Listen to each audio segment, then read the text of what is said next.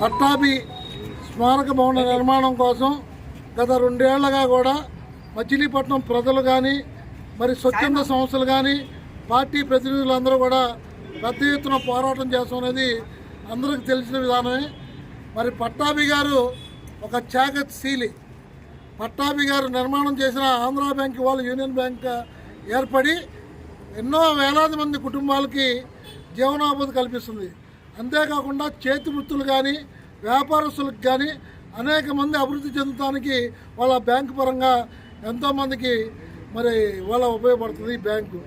అంతేకాకుండా అనేక చేతి వృత్తులు వాళ్ళ మీకు సెల్ ఫోన్ రిపేర్ కానీ అట్లాగే మన కుట్టు మిషన్లు కానీ ఎంబ్రాయిడరీ మిషన్లు కానీ ఇవన్నీ నేర్పించి అనేక కోర్సులు నేర్పించిన మరి దాదాపు పట్టాభి గారి స్మారక